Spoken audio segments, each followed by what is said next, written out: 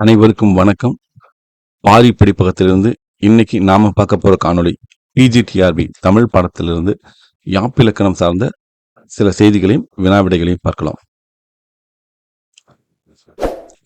யாப்பெருங்கலம், யாப்பெருங்கல காரிகை என்னும் 2 யாப்பிலக்கண நூல்களையும் இயற்றியவர் அமுதசாகரர் அல்லது அமிர்தசாகரர்.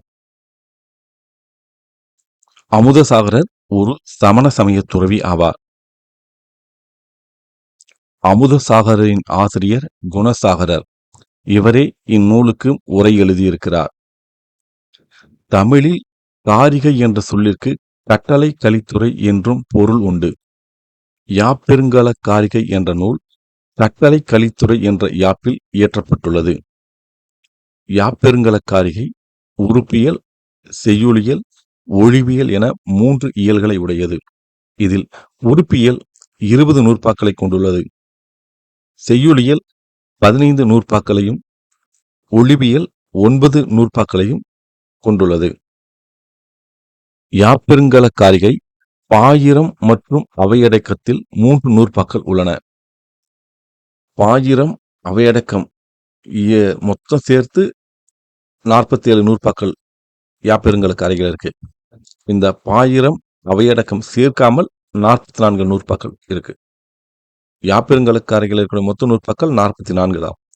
பாயிரம் அவையடக்கம் இரண்டையும் சேர்த்த 47 நூற்பாக்கள் வரும். யாப்பெருங்கல காரிகை செய்யுள்கள் மகடுவு முன்னிலையாக எழுதப்பட்டுள்ளது. எழுத்து, அசை, சீர், தலை, அடி, தொடை ஆகிய 6ம் செய்யுளுக்குரிய உறுப்புகளாகும் என்று யாப்பெருங்கல காரிகை குறிப்பிடுகிறது. தொல்காப்பியர் குறிப்பிடும் செய்யுள் உறுப்புகள் மொத்தம் 34. இங்க பார்த்தோம், யாப்பெருங்கல காரிகை குறிப்பிடக்கூடிய செய்யுளுக்குரிய உறுப்புகள் 6: எழுத்து, அசை, சீர், தலை, அடி, தொடை. தொல்காப்பியர் 34 சொல்றாரு. மாத்திரை, எழுத்தியல், அசை என அப்படின்னு அந்த நூற்பாக்கள்ல பார்த்தீங்கன்னாக்க மொத்தம் செய்யுள் உறுப்புகள் அப்படின்ட்டு 34 சொல்றாரு. 26 + 8 8 வனப்புகள். அந்த வனப்புகளும் செய்யுள் உறுப்புகள் அப்படின்னா உரையாசிரியர்கள் சொல்றாங்க.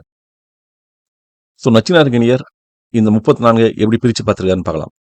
முற்கூறிய 26ம் தனிநிலை செய்யுட்கு இன்றி அமையாதவை என்றும், பிற்கூறிய 8ம் தொடர்நிலை செய்யுட்கு பெரும்பான்மையும் உறுப்பாய் வரும் என்றும், இவற்றை தனிநிலை செய்யுட்கு உரியவை, தொடர்நிலை செய்யுட்கு உரியவை என பெயர் கூறி வேறுபடுத்தி உரைக்கிறார் நச்சினார்க்கணியர். இந்த செய்தி தொல்காப்பிய சிந்தனைகள் அப்படிங்கிற நூல்ல வெள்ளைவாரனார் குறிப்பிடுகிறார். தொல்காப்பியர் குறிப்பிடும் செய்யுள் உறுப்புகள் 34. நம்ம எக்ஸாம் பாயிண்ட் ஆஃப் வியூல பார்க்கணும்னா தொல்காப்பியர் குறிப்பிடும் செய்யுள் உறுப்புகள் 34 என் வகை வனப்புகளையும் சேர்த்து. அதுவே யாப்பெருங்கல காரியை குறிப்பிடக்கூடிய செய்யுள் உறுப்புகள் 6. அடுத்து யாப்பெருங்கலம் அப்படின்னு ஒரு நூல் இருக்கு. அது குறிப்பிடக்கூடிய செய்யுள் உறுப்புகள் எத்தனை? 7. என்னன்னா எழுத்து, அசை, சீர், தலை, அடி, தொடை, தூக்கு. இந்த 7ஐயும் செய்யுள் உறுப்புகள் அப்படின்னு யாப்பெருங்கலம் குறிப்பிடுகிறது. யாப்பெருங்கல காரிகை குறிப்பிடும் செய்யுள் உறுப்புகள் 6. யாப்பெருங்கலம் குறிப்பிடும் செய்யுள் உறுப்புகள் 7. தொல்காப்பியர் குறிப்பிடும் செய்யுள் உறுப்புகள் 34. அடுத்து அசைக்கு உறுப்பாகும் எழுத்துக்கள் 13 என யாப்பெருங்கல காரிகை குறிப்பிடுகிறது. அது என்னென்ன அப்படின்னா குறில், நெடில், ஆவி அதாவது உயிரெழுத்துக்கள், குற்றியல் இகரம், குற்றியல் உகரம், ஐகார குறுக்கம், ஆயுதம், மெய், வல்லினம், மெல்லினம், இடையினம், அளபடை. இந்த அளபடையில் பார்த்தீங்கன்னா உயிரளபடை, ஒற்றளபடை 2 மட்டும்தான் இந்த யாப்பெருங்கல காரிகை குறிப்பிடுகிறது. அசைக்கு உறுப்பாகும் எழுத்துக்கள் 13 என யாப்பெருங்கல காரிகை குறிப்பிடுகிறது. இதுதான் எக்ஸாம் பாயிண்ட் ஆஃப் வியூல பார்க்கணும். அடுத்து யாப்பெருங்கலம் என்ன சொல்லுது? அசைக்கு உறுப்பாகும் எழுத்துக்கள் எத்தனைன்னு யாப்பெருங்கலம் சொல்லுதுன்னா 15. யாப்பெருங்கல காரிகை 13 எழுத்துக்கள், யாப்பெருங்கலம் 15. என்னென்னா உயிர், மெய், உயிர்மெய், குறில், நெடில், அளபடை, வல்லினம், மெல்லினம், இடையினம், குற்றியல் இகரம், குற்றியல் உகரம், ஆயுதம், ஐகார குறுக்கம், ஔகார குறுக்கம், மகர குறுக்கம்.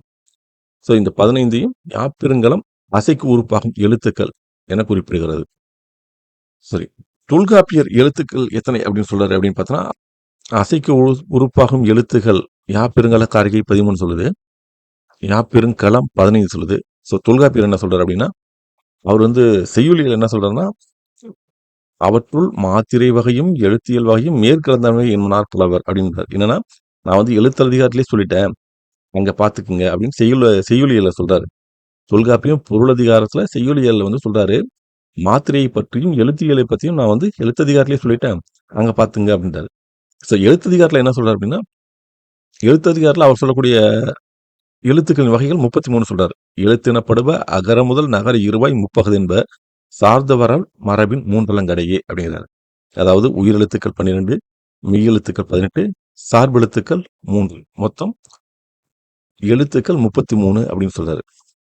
ஸோ யாப்பெருங்கலக்காரி குறிப்பிடும் எழுத்துக்கள் 13, யாப்பெருங்கலம் குறிப்பிடும் எழுத்துக்கள் 15, தொல்காப்பியர் குறிப்பிடும் எழுத்துக்கள் 33. அடுத்து அசை 2 வகைப்படும். நேரசை, நிறையசை. இதெல்லாம் ரொம்ப பேசிக்கான விஷயங்கள். ரொம்ப அடிப்படையான சில கேள்விகள். இந்த மாதிரியான 1, 2 கேள்விகள் வரலாம். இதை மிஸ் பண்ணிடக்கூடாது அப்படிங்கிறதுக்காக தான் இதை கொடுத்துருக்கேன். சீர் 4 வகைப்படும். ஓரசைச்சீர், ஈரசைச்சீர், மூவசைச்சீர், நாலசைச்சீர். இந்த ஓரசைச்சீருக்கு அசைச்சீர் அப்படின்னு இன்னொரு பேர் இருக்கு.